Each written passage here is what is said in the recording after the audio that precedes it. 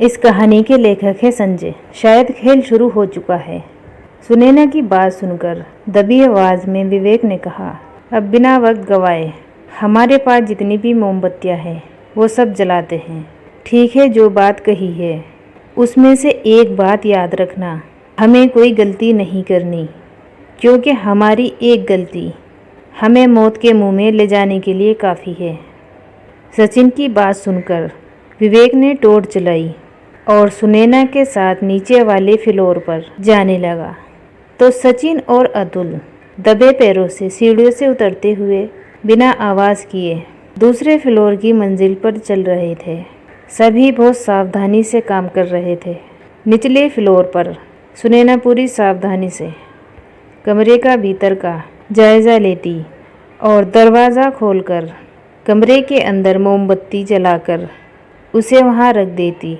शर्त के मुताबिक बंगले के हर कोने में रोशनी करनी थी और इसी बंगले में एक ऐसा भी कमरा था जहां राहुल की मौजूदगी होने का अंदेशा था। इसलिए उन्हें कमरे में सिर्फ रोशनी ही नहीं करनी थी बल्कि उस पूरे कमरे की अच्छे से तस्दीक करनी थी। राहुल को भी ढूंढना था। साथ ही अगर एक भी कोना अंधेरे में घिरा हो तो वो आत्मा एक एक को करके उस अंधेरे में घसीट कर ले जाएगी। एक एक करके रूम खोलते हुए वहाँ पर मोमबत्ती जलाई। दोनों चलते वक्त इस बात का पूरा ध्यान रख रहे कि उनके कदमों की आवाज़ भी न आए। वैसे ही दबे कदमों से सुनैना एक दरवाजे के पास आकर रुकी। वो दरवाज़ा खोलने ही वाली थी कि तभी विवेक ने कुछ आहट महसूस की। उसने हाथ के इशारे से सुनैना को दरवाज़ा खोलने से रोका। सुनैना ने गर्दन से ही इशारा करते हुए पूछा। विवेक ने उसे अपने हाथ से चुप रहने के लिए कहा। कान से दरवाजे की दूसरी तरफ से आने वाली आहट को महसूस करने के लिए कहा। सुनैना ने डरी सहमी आंखों से दरवाजे की तरफ देखा। दोनों बिना हिले डुले बिल्कुल एक पुतले की तरह खड़े दरवाजे की तरफ देख रहे थे। डर के मारे सुनैना की दिल की धड़कन तेज हो गई। सांस रोककर वो उस आहट को महसूस करने लगी, पर उसे कोई भी आवाज़ या कोई ऐसी आहट महसूस नहीं हो रही थी। उसने दोबारा गर्दन हिलाकर विवेक से सवाल किया, पर विवेक ने उसे वैसे ही चुपचाप बिना हिले डुले रहने के लिए हाथ से इशारा किया।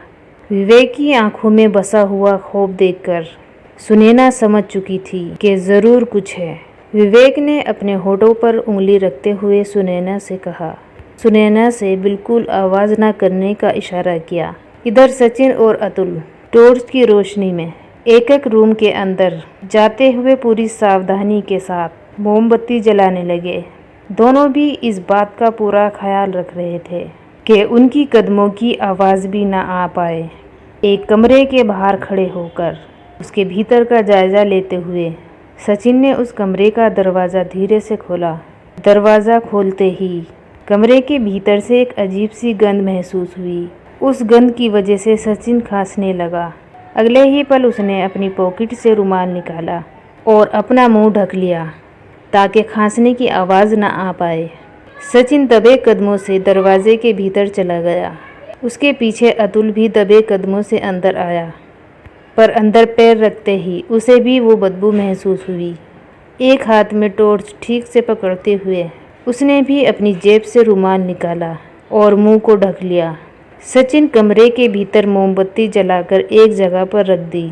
तभी अतुल ने टॉर्च की रोशनी बाथरूम के दरवाजे पर डाली। अतुल का इशारा समझ के हाँ में सर हिलाते हुए सचिन बाथरूम की तरफ चलने लगा। दोनों की धड़कन काफ़ी तेज हो चुकी थी।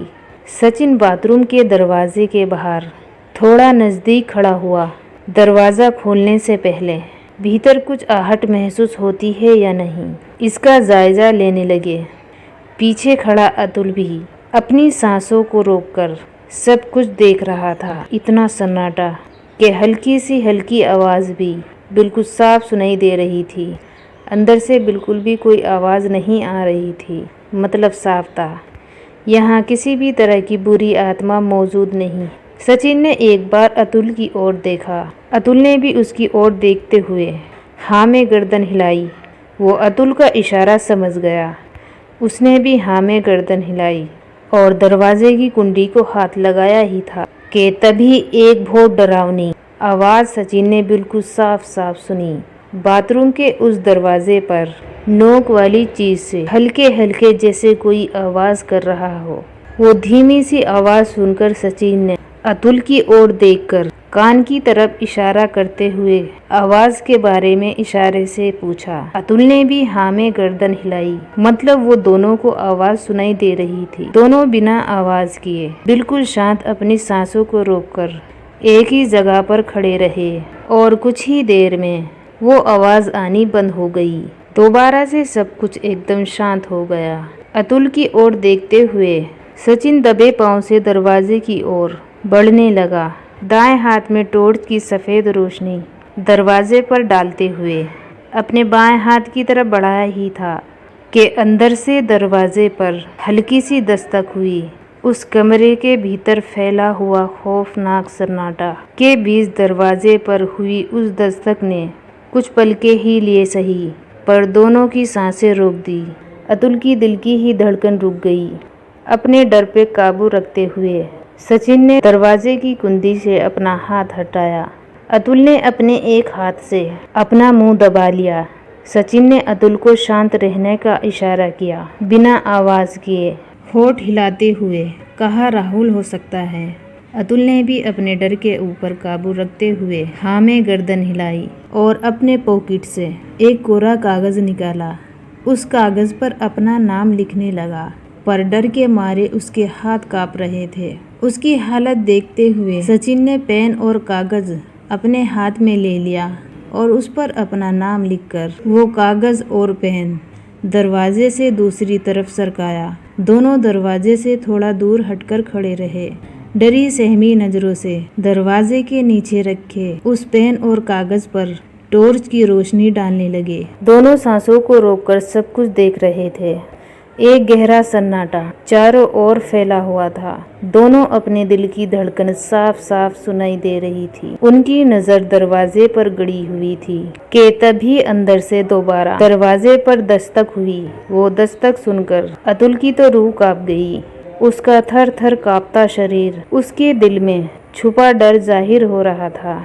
सचिन ने इशारे से ही उसे अपने ऊपर काबू रखने के लिए कहा। दरवाजे के नीचे रखे हुए उस पेन से बंधा धागा एक सिरा सचिन के हाथ में था, जिससे सचिन उस पेन को धीरे धीरे बाहर की ओर खींचने लगा।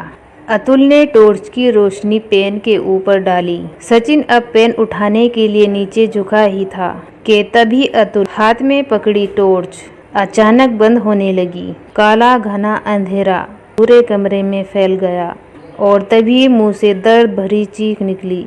उसने जैसे तैसे अपने हाथ से अपना मुंह दबा लिया और दोबारा टॉर्च जलाने लगा। अतुल ने सचिन की ओर देखा। सचिन दर्द से कर रहा था। उसने अपना हाथ टॉर्च की रोशनी में लिया और वो नज़ारा देखकर अतुल की रूह कांप गई। वो पेन सचिन के हाथ में घुसकर दूसरी तरफ निकल गया था। सचिन ने अपनी जेब में से रुमाल निकाला और रुमाल को मोड़कर अपने मुंह में भर लिया। डरी सहमी आंखों से अतुल ये सब फिर से देख रहा था। सचिन ने दाएं हाथ से पेन पकड़ा और उसे अपने हाथ से बाहर निकालने की कोशिश करने लगा। उसे काफ़ी दर्द हो रहा था। हाथ से टपकने वाली खून की बूंदें अब नीचे ज़मीन पर गिरने लगी। सचिन ने अपनी पूरी ताकत लगाई और एक ही झटके में हाथ में घुसे पेन को बाहर निकाल दिया। पेन बाहर निकलते ही जैसे लाल गाढ़े खून की धार हाथ में से निकलने लगी। उसने अपने मुंह से रुमाल निकाल लिया और अतुल के हाथ में देकर जख्म पर बांधने का इशारा किया। टॉर्च की सफ़ेद रोशनी में सचिन के हाथ से निकलना वाला खून बड़ा ही खौफनाक लग रहा था। जैसे तैसे अतुल ने कांपते हुए सचिन के हाथ पर रुमाल बांध दिया और फिर एक बार बाथरूम के अंदर से एक बार जोरदार दस्तक हुई। सचिन ने इशारे से ही चुप रहने के लिए कहा, अपने एक हाथ से मुंह दबाते हुए। अतुल ने भी हाँ में गर्दन हिलाई। सचिन ने उसे पीछे हटने का इशारा किया और अतुल भी एक एक कदम पीछे की ओर चलने लगा।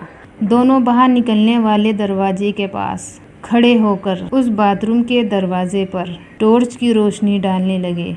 नीचे ज़मीन पर काफ़ी खून फैला हुआ था। दोबारा से उन्हें फिर से वही दस्तक सुनाई दी।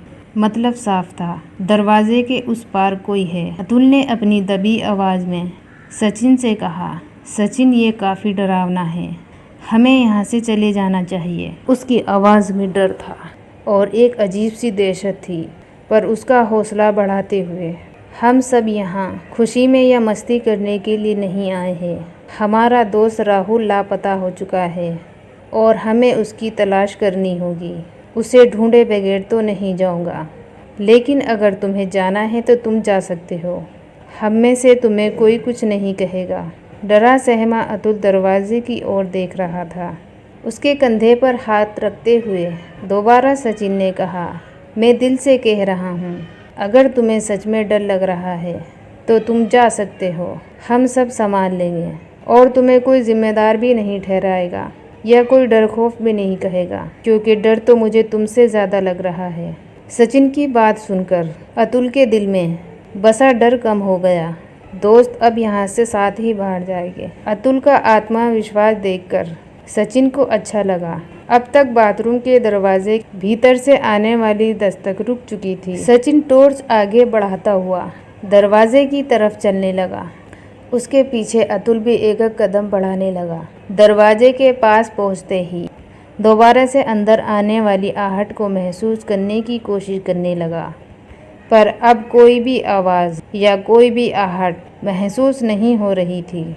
सचिन ने अपना हाथ दरवाजे की तरफ बढ़ाया ही था कि तभी अतुल ने उसे रोका। अतुल ने अपना हाथ दरवाजे की कुंडी पर रख दिया और धीरे से कुंडी सरकाई।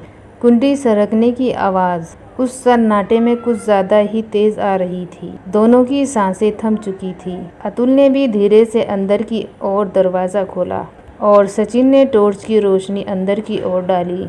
वो आलीशान बाथरूम था, पर अंदर कोई नहीं था। बस एक जगह आधी मोमबत्ती पड़ी हुई थी। दरवाज़ा खोलकर एक मोमबत्ती अंदर जलाई। दोनों उस बाथरूम से बाहर निकलने लगे। इधर सुनैना और विवेक दोनों उस रूम के बाहर अब भी खड़े होकर अंदर से आने वाली आवाज़ को सुनने की कोशिश कर रहे थे। विवेक, मुझे अंदर से किसी भी तरह की कोई आवाज़ सुनाई नहीं दे रही। सुनैना, मैंने इस दरवाजे पर हुई दस्तक साफ साफ सुनी है, इसीलिए इस कमरे को फ़िलहाल के लिए छोड़ देते हैं। कुछ देर बाद वापस आकर यहाँ मोमबत्ती जलाएंगे। सुनैना ने विवेक की बात मानते हुए दरवाजे की कुंडी के पास गए। हाथ पीछे लिए ही थे कि अंदर से सचमुच किसी ने जोर से दरवाजे पर दस्तक दी। दस्तक की इतनी तेज़ आवाज़ हुई कि मानो दरवाजे को पीट पीट कर उसे तोड़ने की कोशिश कर रहा हो। सुनैना उस दरवाजे की तरफ दहशत भरी नज़रों से देख रही थी।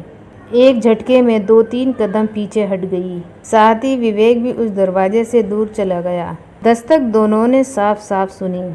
दोनों उस कमरे को छोड़कर दूसरे कमरे की ओर दबे कदमों से वहां से चलने लगे। दूसरा कमरा पास में ही था। सचिन ने अपना मोबाइल पॉकेट पर लगे कैमरे से कनेक्ट किया। वो ठीक से काम नहीं कर रहा था। दोनों दबे कदमों से चलते हुए अगले कमरे के पास गए। एक अजीब सा सन्नाटा चारों तरफ फैला हुआ था। टॉर्च की रोशनी विवेक ने दरवाजे पर डाली। विवेक की ओर देखते हुए सुनैना दरवाजे के पास अपनी गर्दन लाई। अपनी सांसों को रोककर दरवाजे की तरफ कोई आहट सुनाई देती है या इसका जायजा लेने लगी। किसी भी तरह की कोई आवाज़ दूसरी तरफ से नहीं आ रही थी। सुनैना ने विवेक की तरफ देखते हुए गर्दन से इशारा किया और विवेक ने भी हाँ में जवाब दिया। सुनैना ने एक गहरी सांस ली और अपने हाथ दरवाजे की कुंडी की तरफ बढ़ाए। अपना दूसरा हाथ दरवाजे के ऊपर धीरे से रखते हुए कुंडी सरकाने लगी। पर कुंडी सरकने की आवाज़ से वो काफ़ी घबरा रही थी। जितनी आहिस्ता से हो सके वो कुंडी निकाल रही थी। उस आवाज़ की वजह से विवेक भी उसे इशारे से धीरे धीरे काम करने की सलाह दे रहा था। सुनैना ने आहिस्ता से दरवाज़ा खोला और एक चमकदार जैसी चील उड़ते हुए विवेक की आंखों के पास से गई। विवेक का ध्यान हट गया। अपने हाथ में ली हुई टॉर्च की रोशनी चारों ओर घूमते हुए पीछे की ओर घूम गई। पर वो चिंगादड़ अंधेरे में कहीं गायब हो गई। थोड़ा गुस्से से बड़बड़ाता हुआ दोबारा टॉर्च की रोशनी सुनैना की तरफ डाली और दंग रह गया। सुनैना उस दरवाजे के पास नहीं है। और अजीब बात ये थी, जिस दरवाजे को सुनैना ने खोला था वो दरवाज़ा बंद था। उसने टॉर्च की रोशनी चारों तरफ डाली, पर उसे सुनैना कहीं भी नज़र नहीं आ रही थी। अपने आसपास फैले काले अंधेरे में हर कमरे के ऊपर टॉर्च की रोशनी डालते हुए वो डरी सहमी आंखों से देख रहा था। ये कहानी आपको अच्छी लगी हो तो मेरे चैनल को सब्सक्राइब ज़रूर कर देना।